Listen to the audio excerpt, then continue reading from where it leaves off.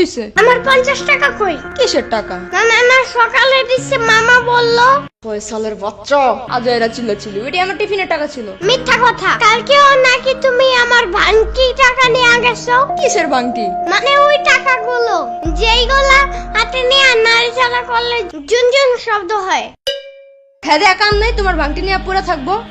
আমি জানি তোমার ভাঙতির উপরে অনেক লোভ আছে। আন্দাজি। সত্যি, নাইলে ওই দিন টয়লেটে একটা কয়েন পড়ে গেছিল দেখা চমকে সুতা লাগে আবার উঠেছিল কেন? মিথ্যা কথা, তুমি এগুলা জানছো কেমনে? আমি কি জানি, মামা বলছে। ফয়সালের বাচ্চা, শুনো এগুলা মিথ্যা কথা। ফয়সাল নিজেই তোমার ভাঙতে সবকিছু নিয়ে যায়, আমি নিজে দেখছি। কি? আবার ওই দিনও তোমার যে হালকের পুতুলটা হারাই গেছিল না, ওই নিজে ভাঙ্গারিয়ালার কাছে ওটা বিক্রি করে দিছে, জানো?